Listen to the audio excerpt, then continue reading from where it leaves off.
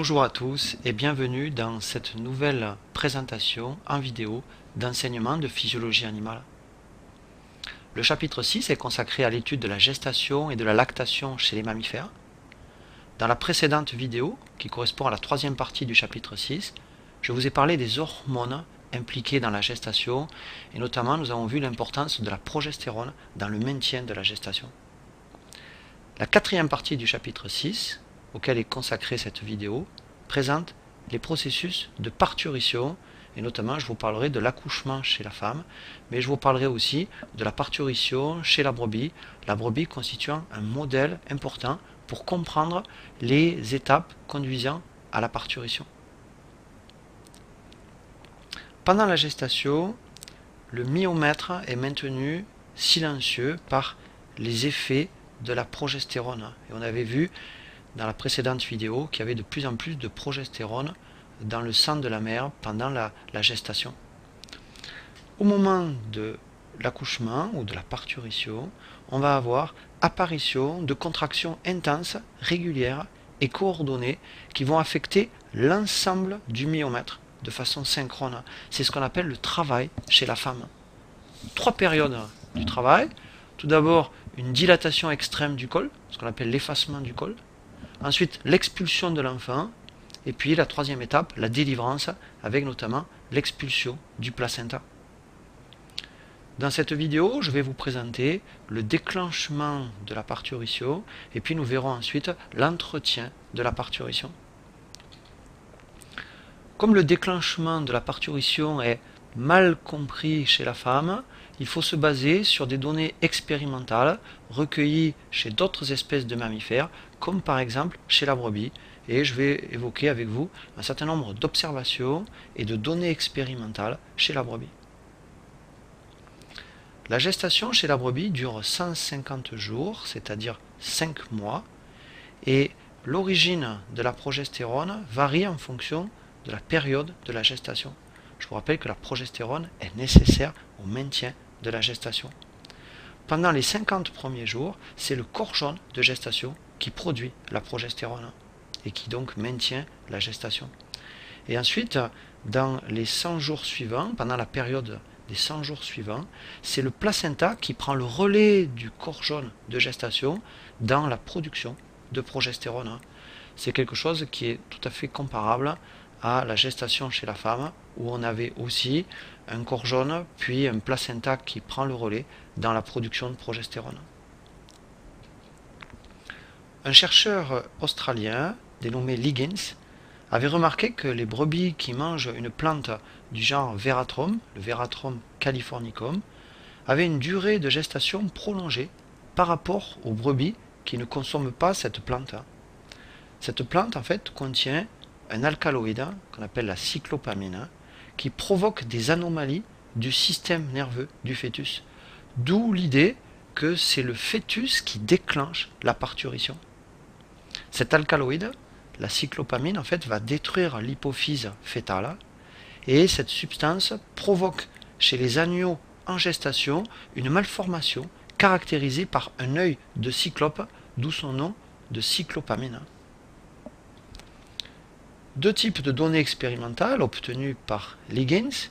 Tout d'abord, expérience numéro 1, on va pratiquer in utero sur des fœtus de brebis à 136 jours, soit une hypophysectomie, ablation de l'hypophyse des fœtus, soit une surrénalectomie, une ablation des glandes surrénales de ces fœtus.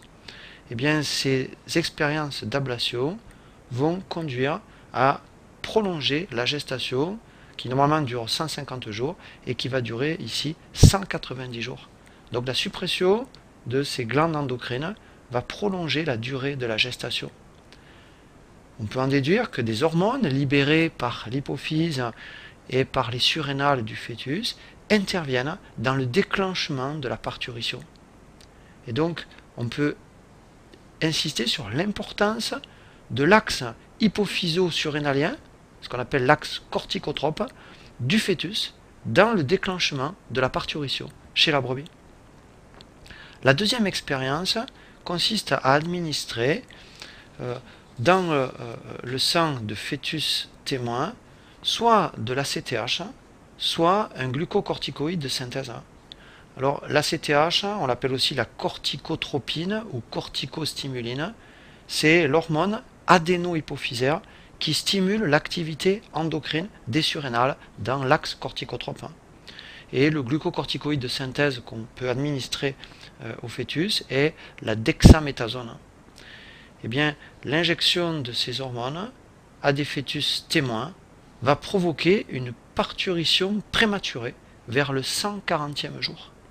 Donc la suppression finalement de l'axe corticotrope prolonge la durée de la gestation et par contre l'injection d'hormones de l'axe corticotrope va ici anticiper la parturition. Quelques données maintenant de dosage d'hormones. Tout d'abord dans le sang du fœtus. Eh bien, on observe chez le fœtus au cours de la dernière quinzaine de la gestation une élévation importante des taux plasmatiques d'ACTH associés au doublement du poids des glandes surrénales. Et de même, dans les dernières semaines de la gestation, on observe, comme représenté ici, une augmentation des taux sanguins de cortisol chez le fœtus. Autre dosage, ici un dosage de stéroïdes dans le sang maternel de brebis. Bien, on observe que à la fin de la gestation, la lettre P mentionnant le moment de la parturition, à la fin de la gestation, chez la brebis, dans le sang maternel, on a une augmentation des concentrations d'estradiol, alors qu'au contraire, on a une diminution des concentrations de progestérone. On peut dire que le rapport entre E2 et progestérone est ici augmenté. Il augmente en fin de gestation. Cette observation peut être faite chez d'autres espèces de mammifères, comme par exemple ici chez la rate. Donc la rate, la gestation dure 21-22 jours, et vous voyez que dans les derniers jours de gestation, on retrouve cette augmentation de l'estradiol et la diminution de progestérone. Là encore, le rapport E2 sur progestérone augmente. Par contre, chez la femme, cette observation ne peut pas être faite. Vous voyez que chez la femme, on n'a pas cette chute de progestérone ici en fin de gestation. Alors à partir de l'ensemble de ces observations et de ces données expérimentales obtenues chez la brebis, on peut construire la cascade des événements qui déclenchent la parturition chez la brebis. 3 étapes pour présenter cette cascade. Première étape, l'activation de l'axe corticotrope du fœtus. En effet, chez le fœtus, on va avoir un peu avant l'accouchement, l'accroissement de l'expression d'une neurohormone qui est la CRH, on dit aussi la CRF, qui est la corticolibérine et qui est produite par des neurones de l'hypothalamus, des neurones du noyau paraventriculaire. Cette neurohormone, la CRH, va passer par le système porte hypothalamo-adéno-hypophysaire du fœtus et va aller stimuler la sécrétion par l'adénohypophyse du fœtus d'ACTH, qui est l'hormone corticostimuline ou corticotropine, dont les taux sanguins augmentent dans le sang du fœtus en fin de gestation. Cet ACTH va stimuler la production et la sécrétion de 2 stéroïdes par les glandes surrénales du fœtus. Elle va stimuler la production et la sécrétion de glucocorticoïdes, notamment de cortisol, et on a vu tout à l'heure l'augmentation des taux sanguins fœtaux de cortisol dans les dernières semaines de la gestation, et la CTH va également stimuler la production et la sécrétion par les surrénales du fœtus d'un autre stéroïde qui est le sulfate de DHEA, le sulfate de déhydroépiandrostérone, dont nous avons déjà parlé quand je vous ai présenté les mécanismes de biosynthèse des hormones placentaires. 2 remarques. Une première remarque, la CRH, mais aussi l'ACTH placentaire, produites en quantité importante à terme, peuvent aussi conduire à l'activation des glandes surrénales du fœtus. Et notons également que le cortisol fœtal va amplifier au niveau hypophysaire l'effet stimulateur de la CRH sur la sécrétion d'ACTH. C'est ce qu'on appelle un rétrocontrôle positif. Vous voyez les glucocorticoïdes, le cortisol, va stimuler finalement la production d'ACTH, l'ACTH stimulant la production de cortisol. On a ici un mécanisme de rétrocontrôle positif qui permet une auto-amplification. La deuxième étape de la cascade d'événements déclenchant la parturition chez la brebis est un changement d'activité endocrine du placenta. En effet, dans le placenta, vous avez une voie que j'avais déjà traitée dans la précédente vidéo qui permet la production d'estradiol, qui est la voie utilisant le SDHEA issu des glandes surrénales fœtales. Cette voie a déjà été évoquée quand je vous ai présenté la biosynthèse des estrogènes par l'unité fœto-placentaire. Avant l'action du cortisol fœtal, il n'y a pas dans le placenta les activités enzymatiques qui permettent de convertir la progestérone en androgène et en estrogène. Notamment, il n'y a pas la 17-alpha-hydroxylase. Eh bien, les glucocorticoïdes produits par les surrénales du fœtus vont activer la transcription des gènes de ces enzymes, ce qui va permettre au placenta d'acquérir la capacité à synthétiser la 17-hydroxyprogestérone. Le cortisol va activer l'expression de la 17-alpha-hydroxylase, et à partir de cette 17-hydroxyprogestérone, on va pouvoir fabriquer des androgènes, comme l'androstène-dione, qui seront ensuite aromatisés en estrogènes. Donc du coup, il apparaît une deuxième voie dans la synthèse des estrogènes, qui est une voie utilisant la progestérone comme stéroïde substrat de départ. Conséquence de cette deuxième voie, qui se rajoute à la première, c'est qu'il va y avoir progressivement une décroissance du taux de progestérone dans le sang maternel, puisque la progestérone est maintenant convertie par cette voie en estrogène. Alors qu'au contraire, on va avoir une augmentation des taux sanguins maternels d'estrogène. Donc le rapport E2 sur P4 augmente, c'est ce qu'on avait déjà évoqué tout à l'heure, avec ce chassé-croisé entre la chute de progestérone et l'augmentation d'estradiol en fin de gestation chez la brebis. Le myomètre va donc passer progressivement d'un environnement progestéronique, qui était l'environnement pendant la gestation, qui était responsable de la quiescence du muscle de l'utérus. Ce myomètre va passer de cet environnement progestéronique à un environnement estrogénique, donc dominante estrogène, qui est favorable au contraire à la contraction du myomètre. On a en quelque sorte levé un frein progestéronique sur l'activité contractile du myomètre. Je vous avais présenté dans la précédente vidéo les effets de la progestérone sur les fibres musculaires lisses du myomètre. On avait vu que la progestérone avait un effet relâchant sur le myomètre. Nous allons voir que l'estradiol a exactement les effets opposés. Notamment, elle va augmenter la concentration en calcium dans ces cellules, et le calcium est un ion majeur dans la contraction des cellules musculaires lisses. L'estradiol va aussi augmenter l'excitabilité des fibres musculaires lisses du myomètre par dépolarisation. Le potentiel va passer de moins 70 mV au repos à moins 50 mV. On avait vu que la progestérone hyperpolarisait au contraire ces cellules et donc diminuait l'excitabilité. L'estradiol va aussi stimuler la synthèse des connexines, qui sont des protéines des jonctions communicantes, ce qui conduit à une augmentation du nombre des jonctions communicantes, permettant un couplage électrique des fibres musculaires lisses du myomètre, ce qui permettra des contractions coordonnées et étendues du myomètre.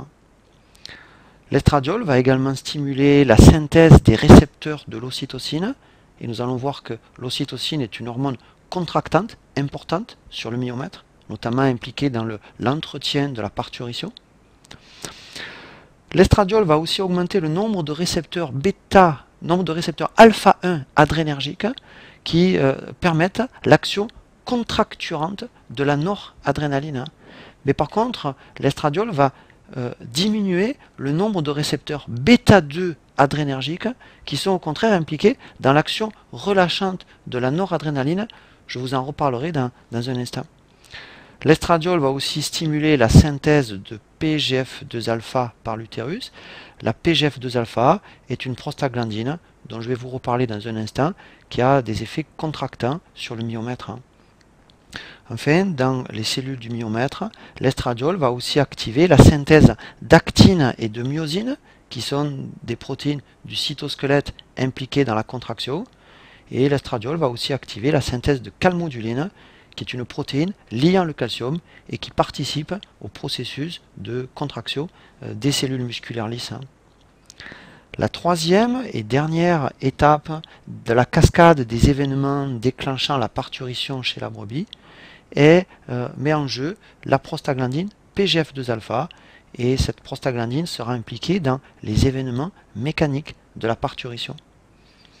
En effet, l'augmentation du rapport E2 sur P4 suite au changement d'activité endocrine du placenta va entraîner la rupture des lysosomes placentaires, lesquels vont alors libérer des phospholipases, notamment la PLA2, la phospholipase A2. Ces phospholipases vont permettre, à partir des phospholipides membranaires, la formation d'acide arachidonique, lequel permet, par la voie de la cyclooxygénase, la production par l'utérus, le placenta, les membranes fœtales, de la prostaglandine PGF2-alpha. Cette prostaglandine est libérée dans l'utérus. Elle constitue l'activateur des événements mécaniques de la parturition, notamment elle va permettre la contraction du myomètre, mais elle va aussi induire un ramollissement et une dilatation du col de l'utérus. Notons que les estrogènes stimulent aussi les enzymes impliquées dans la production de PGF2-alpha, notamment les estrogènes vont stimuler la phospholipase A2 et la cyclooxygénase. Le bilan concernant l'initiation de la parturition chez la brebis est que cette initiation est déclenchée par le fœtus lui-même. Elle met en jeu l'axe hypothalamo-hypophyso-surrénalien du fœtus, ce qu'on appelle aussi l'axe corticotrope, un axe qui est classiquement activé lors d'un stress. L'activation de cet axe corticotrope pourrait en effet être liée à un état de stress du fœtus. Stress mécanique, par exemple, par compression du fœtus, mais aussi stress métabolique à cause d'un placenta vieillissant qui n'assure plus ses fonctions correctement, et donc finalement stress lié à l'insuffisance des apports nutritifs ou des apports en oxygène au fœtus. Donc ça peut être aussi un stress hypoxique, par exemple. L'activation de l'axe corticotrope du fœtus entraîne donc une sécrétion de glucocorticoïdes fœtaux par les surrénales. Ces glucocorticoïdes vont modifier les sécrétions placentaires de stéroïdes, notamment induire une élévation du rapport E2 sur P4, ce qui conduit à une production de PGF2-alpha, PGF2-alpha qui est impliqué dans l'induction de la parturition. Si les mécanismes commencent à être bien décortiqués chez la brebis, ils le sont beaucoup moins chez la femme, et je vais vous donner ici quelques données concernant l'initiation de l'accouchement chez la femme. On observe une augmentation de CRF placentaire ou de CRH placentaire entre le deuxième et le troisième trimestre de grossesse. Et cette CRH placentaire va activer la sécrétion d'ACTH par l'adénohypophyse fœtale. Cet ACTH va stimuler la production de SDHEA ainsi que de cortisol par les surrénales du fœtus. Alors quel est le devenir du SDHEA fœtal? Eh bien, il est converti en estrogène par le placenta, donc il y a augmentation de la teneur en estrogène, et ces estrogènes vont activer à leur tour la synthèse de prostaglandine, notamment de PGF2-alpha, par l'utérus, par le placenta. Et la prostaglandine va activer les contractions du myomètre. Le CRH placentaire peut aussi activer directement la synthèse des prostaglandines. Quel est le rôle du cortisol fœtal ici? Eh bien, chez la femme, le cortisol est incapable d'orienter l'activité placentaire d'une sécrétion de progestérone vers une sécrétion d'estradiol. En effet, la 17-alpha hydroxylase n'est pas présente dans le placenta humain, Donc il n'y a pas possibilité finalement de convertir la progestérone en 17-OHP4 pour ensuite la transformer en androgène et en estrogène. Et donc du coup, il n'y a pas chez la femme d'effondrement des taux sanguins maternels de progestérone à l'approche de l'accouchement, ce qui est tout à fait différent de la brebis ou de la rate. Enfin, notons que chez les mammifères, le cortisol fœtal permet non seulement l'initiation de la parturition, il est impliqué dans ces processus, mais il permet aussi la maturation pulmonaire, et notamment il active la synthèse de surfactants pulmonaires, ce qui permet ainsi d'adapter le fœtus à la vie aérienne extra-utérine qu'il attend après la naissance. Après vous avoir présenté les processus de déclenchement de la parturition, nous allons voir les mécanismes d'entretien de la parturition et notamment le rôle important que joue une hormone, l'ocytocine, dans ce processus d'entretien. La production et la libération de l'hormone ocytocine est le résultat d'un réflexe neuroendocrinien appelé le réflexe de Ferguson et dont je vais vous parler dans ce paragraphe. Les premières contractions du myomètre entraînent un déplacement du fœtus et un début de dilatation du col de l'utérus. Ceci génère des stimulations mécaniques intenses du col de l'utérus, mais aussi du vagin et du myomètre. Et ces stimulations mécaniques importantes du tractus génital sont le point de départ du réflexe neuroendocrinien de Ferguson. Réflexe dont la voie afférente est une voie nerveuse, sensitive, et dont la voie efférente est une mise en circulation de l'ocytocine, c'est-à-dire une voie endocrine. On va démarrer ici par la présentation des voies afférentes de ce réflexe neuroendocrinien. Les stimulations mécaniques du tractus génital vont déclencher l'activation des fibres nerveuses sensitives des nerfs sensoriels de l'appareil génital, du tractus génital, notamment nerfs sensoriels du col, du vagin, du myomètre. Cette voie afférente sensitive est une voie qui aboutit à la moelle épinière, puis la voie afférente se poursuit par les voies ascendantes somatosensibles de la moelle épinière, notamment les colonnes antérolatérales, puis par un système de projection qui traverse le faisceau du tronc cérébral puis du mésencéphale, les fibres nerveuses atteignent deux populations de neurones de l'hypothalamus qui constituent les deux noyaux, noyau paraventriculaire et noyau supraoptique. Ces deux noyaux contiennent les neurones produisant l'ocytocine et en réponse à la voie afférente que je viens de vous présenter, ces neurones vont produire et libérer de l'ocytocine. Alors, notons que les axones de ces neurones se terminent dans l'hypophyse postérieure, c'est-à-dire dans la neurohypophyse, et l'ocytocine est donc libérée par la neurohypophyse dans la circulation générale. La voie efférente de ce réflexe aboutit donc à la mise en circulation de l'ocytocine, d'une hormone donc, et à son transport sanguin vers l'utérus, où elle exerce son action sur la contractibilité du myomètre, mais aussi sur la consistance du col, ceci en conjonction avec les estrogènes et la prostaglandine PGF2-alpha. Notons que l'ocytocine est libérée non seulement par la neurohypophyse de la mère, mais elle est aussi produite par le placenta et par l'hypothalamus du fœtus. Je vais vous présenter les effets de l'ocytocine, mais aussi de la prostaglandine PGF2-alpha sur le myomètre. Alors, l'ocytocine, c'est un nonapeptide, dont vous avez la structure ici, qui est produite donc par des neurones de l'hypothalamus. C'est donc une neurohormone, mais comme elle est libérée dans la circulation générale, on peut parler aussi d'hormone. L'ocytocine va stimuler la synthèse et la libération de PGF2-alpha par l'utérus au fur et à mesure que la parturition progresse. PGF2-alpha fait partie de la famille des eicosanoïdes, c'est un dérivé de l'acide arachidonique.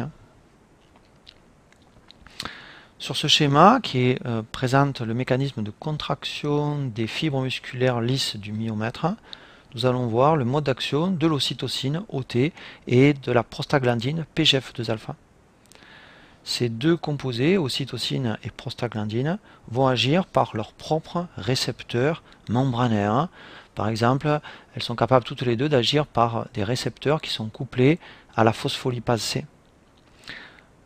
Ocytocine, comme PGF2-alpha, vont stimuler, par leurs propres récepteurs membranaires, les contractions du myomètre en élevant la concentration en calcium libre intracellulaire. Cet effet sur l'élévation du calcium met en jeu notamment une augmentation de l'entrée de calcium par les canaux calciques de la membrane plasmique, mais elle met aussi en jeu une augmentation du taux intracellulaire d'IP3, qui est un second messager. Ça, c'est le mode d'action qui met en jeu récepteur membranaire, protéine G, phospholipase C. Et puis, cet effet d'augmentation de la teneur en calcium libre dans la cellule met aussi en jeu une inhibition de l'ATPase calcium de la membrane plasmique, qui est une pompe qui rejette activement du calcium à l'extérieur de la cellule. Donc suite à l'effet de l'ocytocine et de PGF2-alpha sur leurs récepteurs membranaires, on a une augmentation de la concentration en calcium libre intracellulaire, et ce calcium libre va se fixer sur une protéine qui est la calmoduline, ce qui aboutit à la formation d'un complexe calcium-calmoduline. Nous sommes en train de revoir ensemble ici le mode d'action ou le mécanisme de contraction d'une fibre musculaire lisse. Alors il s'ensuit que la MLCK, qui est au départ phosphorylée et inactive, va se trouver activée par déphosphorylation. La MLCK, c'est en fait la kinase des chaînes légères de la myosine, c'est-à-dire c'est une activité enzymatique qui permet de phosphoryler les protéines de type myosine. Donc il s'ensuit une activation de cette kinase, activation qui se fait par une déphosphorylation, et la MLCK active va phosphoryler les chaînes légères de la myosine, ce qui aboutit à une phosphorylation de la myosine, et à ce moment-là, à l'état phosphorylé, la myosine peut se fixer sur l'actine, et à ce moment-là, ça déclenche la contraction de la fibre musculaire lisse, ici, du myomètre. Notons que dans les semaines qui précèdent l'accouchement, par exemple ici chez la femme, il y a une augmentation des taux d'estrogène circulant, on l'a vu, c'est l'activité croissante du placenta, et sous l'action de ces taux croissants d'estrogène, vous allez avoir une augmentation du nombre de récepteurs à l'ocytocine dans l'utérus. Et vous voyez, cette courbe ici traduit l'élévation de ce nombre de récepteurs à l'ocytocine dans le myomètre. Donc ce qui veut dire qu'à terme, on a une très importante sensibilité à cette hormone. On a un exemple ici de régulation d'un récepteur d'hormone, ici le récepteur de l'ocytocine, par une autre hormone, l'autre hormone étant ici l'estradiol. Notons que l'ocytocine et la PGF2-alpha sont les agents contracturants les plus puissants sur le myomètre, et ils peuvent être aussi utilisés pour déclencher l'accouchement chez la femme. Rappelons-nous que ce couple d'agents, ocytocine et PGF2-alpha, avait joué aussi un rôle essentiel dans le mécanisme de lutéolyse. Après avoir vu le rôle de l'ocytocine et de PGF2-alpha sur le myomètre, nous allons voir que d'autres facteurs contrôlent aussi l'activité contractile du myomètre, et notamment, je vais vous parler ici du rôle de la noradrénaline. La noradrénaline, c'est le neurotransmetteur terminal libéré par le système sympathique, et le système sympathique innerve le myomètre. Le système nerveux parasympathique l'innerve aussi, j'en dirai un mot dans un instant. Alors on va tout d'abord voir le rôle de la noradrénaline sur le myomètre au cours de la gestation. Pendant la gestation, la noradrénaline va exercer sur les fibres musculaires lisses du myomètre un effet relaxant, et cet effet passe par les récepteurs bêta-2 adrénergiques. Ces récepteurs bêta-2 adrénergiques sont fortement exprimés sous imprégnation progestéronique, et on se souvient que la progestérone est l'hormone importante pendant la gestation. Alors le mode d'action de la noradrénaline par ces récepteurs bêta adrénergiques met en jeu récepteurs membranaires couplés à une protéine G stimulatrice qui active l'adénylate cyclase. L'adénylate cyclase va convertir l'ATP en AMP cyclique. L'AMP cyclique est donc le second messager de la noradrénaline quand celle-ci passe par ces récepteurs bêta-2 adrénergiques. L'AMP cyclique va activer une protéine kinase A, c'est-à-dire une protéine kinase AMP cyclique dépendante, et cette pKa va ensuite phosphoryler la MLCK, donc la kinase des chaînes légères de la myosine, et cette phosphorylation de la MLCK inactive cette enzyme. Par conséquent, il s'ensuit que il y a une déphosphorylation donc de ici la myosine, et à l'état déphosphorylé, la myosine se détache de l'actine et donc le muscle se relâche. Donc le mode d'action, vous voyez ici, dans le relâchement du muscle lisse, c'est finalement d'inactiver la MLCK par phosphorylation, si bien que la myosine n'est plus phosphorylée, qu'elle ne peut plus à ce moment-là se fixer à l'actine, et ça permet le relâchement de la fibre musculaire lisse. On se souvient, on l'avait vu dans le premier chapitre, que par exemple les récepteurs bêta sont impliqués aussi dans la vasodilatation, donc par le même type d'action où la noradrénaline déclenche par des récepteurs bêta-adrénergiques le relâchement des muscles lisses de la paroi des artérioles. C'est exactement le même mécanisme avec mise en jeu de l'AMP cyclique, de la pKa et une phosphorylation de la MLCK. Alors on va maintenant voir les effets de la noradrénaline à terme. Et par exemple, chez la rate, à terme, eh bien, on a une modification du rapport entre estrogène et progestérone. On se souvient que chez la rate, comme chez la brebis, comme chez un grand nombre de mammifères, vous avez dans les semaines et dans les jours qui précèdent la parturition, vous avez une forte diminution de la teneur en progestérone, alors qu'il y a au contraire une augmentation de la teneur en estrogène. Et bien sous l'influence de la diminution de la progestérone et de l'augmentation finalement du rapport E2 sur P4, il va y avoir une augmentation dans les heures qui précèdent la mise bas de la densité des récepteurs alpha 1 adrénergiques. Et on va voir que ces récepteurs alpha 1 adrénergiques permettent à la noradrénaline d'exercer au contraire un effet contracturant. Et puis sous l'influence de la diminution de la progestérone, vous avez une diminution aussi de l'expression des récepteurs bêta-2 adrénergiques dont nous venons de voir le rôle dans le relâchement du myomètre.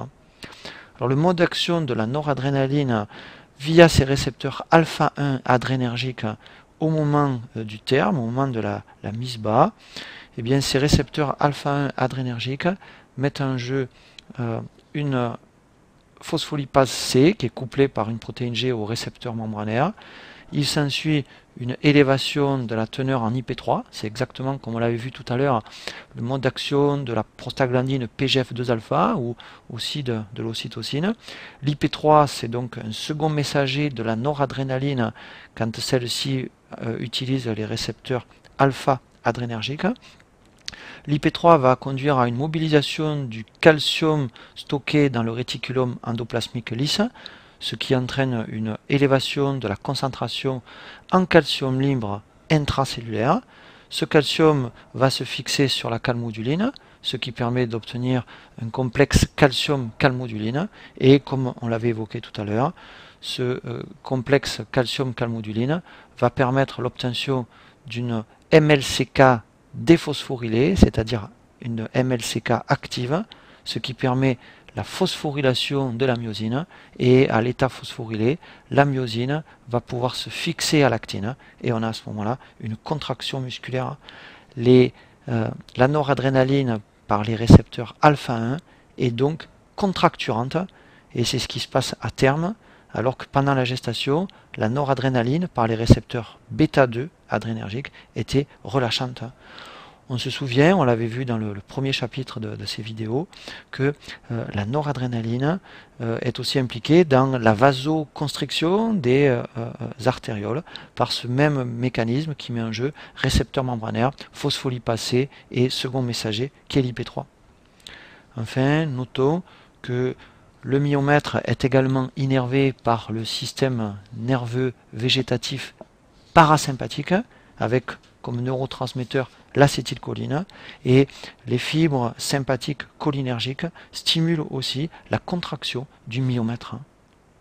Pour terminer la présentation des facteurs qui contrôlent l'activité contractile du myomètre, je vais vous présenter une dernière hormone qui est la relaxine. La relaxine est une hormone polypeptidique qui appartient à la superfamille de l'insuline. Cette superfamille inclut l'insuline, la relaxine, le RLF ou relaxine-like factor et les IGF, IGF1, IGF2 qu'on appelle aussi les somatomédines. Et on voit tout de suite dans la présentation de la structure de ces différents membres la grande ressemblance entre les séquences de ces différentes substances. Notons que au départ, ces substances sont produites sous forme de pré-pro-hormones. Revoir dans le chapitre 1 la synthèse de l'insuline. PS est le peptide signal des pré-pro-hormones. Ce peptide signal permet la pénétration du polypeptide en cours de synthèse dans le réticulum endoplasmique rugueux. Et dès que la pré-pro-hormone est passée dans le réticulum, le peptide signal est éliminé par des peptidases spécifiques. Notons que toutes les prohormones de cette famille possèdent un peptide C. Ce peptide C favorise la formation des deux ponts disulfure entre les chaînes A et les chaînes B dans l'hormone mature. Alors, dans la proinsuline, dans la prorelaxine, dans le pro-RLF, les chaînes A et les chaînes B sont respectivement localisées dans les régions C-terminale et N-terminale du précurseur, et ces chaînes A et B sont séparées par un peptide C de grande taille, le peptide C étant excisé au cours de la maturation de l'hormone. Par contre, pour les pro-IGF, le peptide C est de petite taille et il va rester présent dans les IGF matures. Notons que les pro-IGF contiennent aussi, dans leur région C-terminale, deux autres fragments qu'on appelle peptide D et peptide E, et le peptide E est excisé au cours de la maturation des IGF. Alors quels sont les organes qui produisent la relaxine chez la femelle de mammifère? Eh bien, la relaxine est produite principalement par l'ovaire, essentiellement par le corps jaune, par exemple le corps jaune de la femme, le corps jaune de la brebis, le corps jaune de la rate. Mais la relaxine est aussi une hormone produite en quantité par l'endomètre, notamment chez le cobaye, dont je vous parlerai dans un instant. Chez la femelle cobaye, on verra que la relaxine a un rôle important. Et puis la relaxine est également produite par le placenta. C'est bien montré par exemple chez la femme, chez la lapine, chez la jument, ainsi que chez la chienne. Notons ici l'évolution des concentrations de relaxine chez la chienne. On voit qu'à partir du 20e jour de gestation, il va y avoir une augmentation des taux de relaxine. Et puis au moment de la mise bas, il va y avoir une chute brusque des taux de relaxine. Notons que par exemple chez la rate, on a aussi une concentration de relaxine qui augmente progressivement tout au long de la gestation et qui s'effondre au moment de la mise bas. Alors chez la femme, la relaxine est détectable dans le sang entre la 7e et la 10e semaine de gestation, et puis on a une concentration maximale dans le sang entre la 38e et la 42e semaine. Donc la relaxine joue un rôle déjà en début de gestation. En effet, il a été montré que chez la femme, la relaxine joue un rôle dans la désidualisation. Je vous ai présenté cette réaction particulière de transformation de l'endomètre au moment de l'implantation.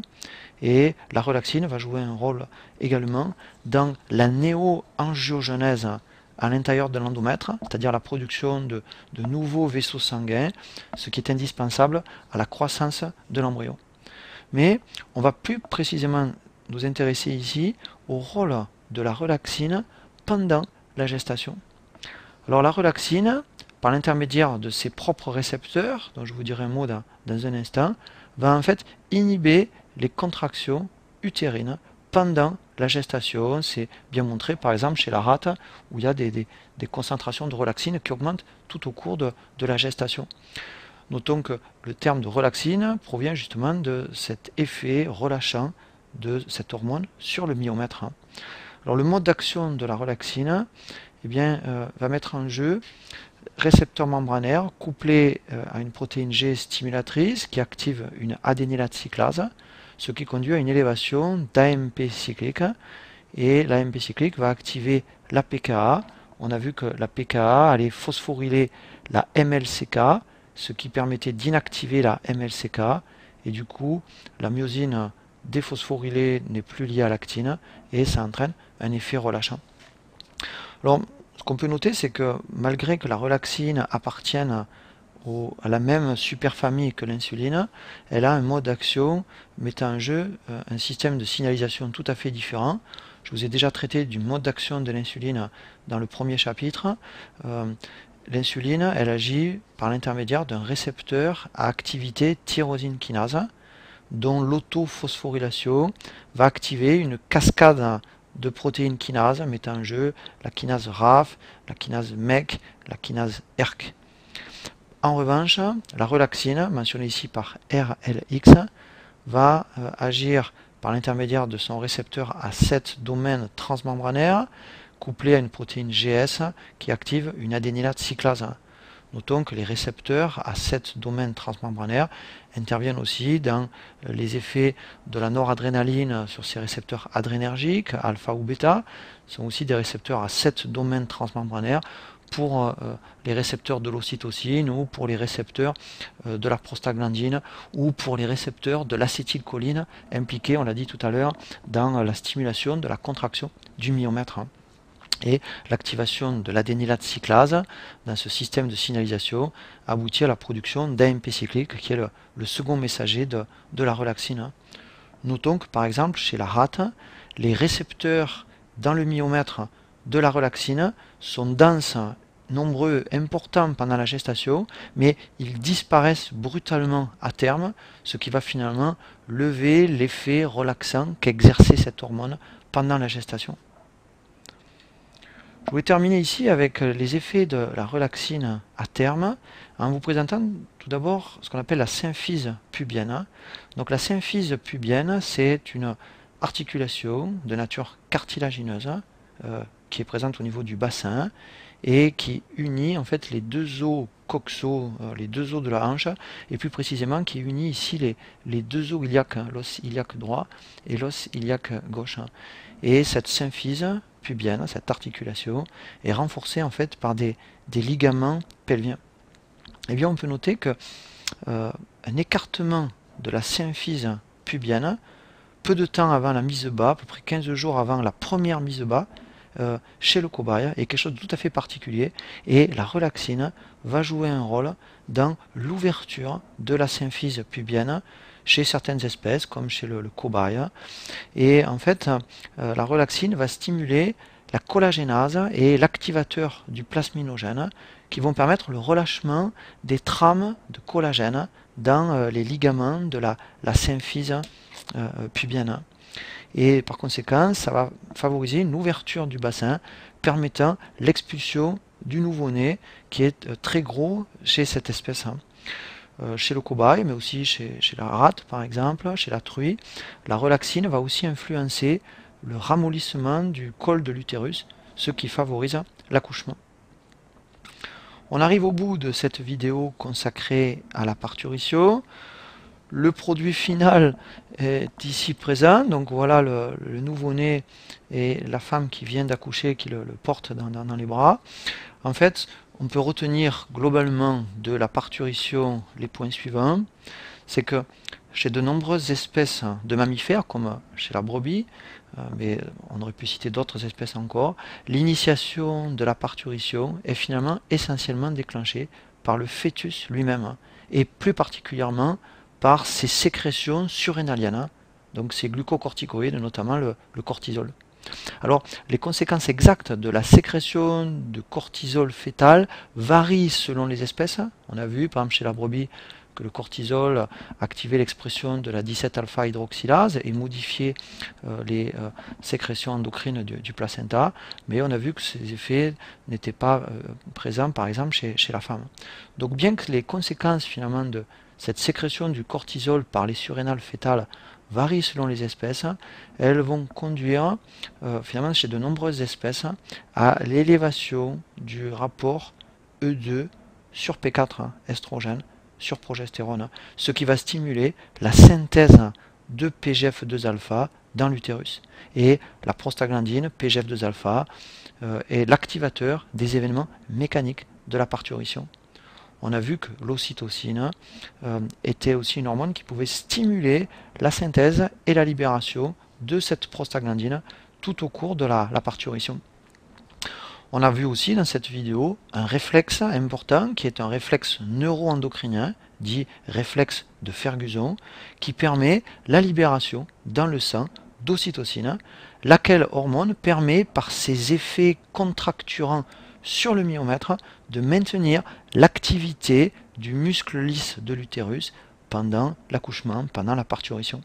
Finalement, la PGF2-alpha et l'ocytocine constituent un couple essentiel de facteurs contracturants impliqués dans la parturition, la prostaglandine étant finalement plutôt un facteur local, utérin, et l'ocytocine étant une hormone, notamment d'origine neuro-hypophysaire. Finalement, après sa naissance, le nouveau-né va assurer ses besoins nutritionnels grâce à l'allaitement maternel, et je vous traiterai de la lactation dans la prochaine vidéo, donc dans la 5e partie du chapitre 6, vidéo qui clôturera le chapitre 6. Je vous remercie de votre attention et je vous retrouve avec plaisir et très bientôt pour terminer avec vous l'étude des fonctions de reproduction chez les mammifères.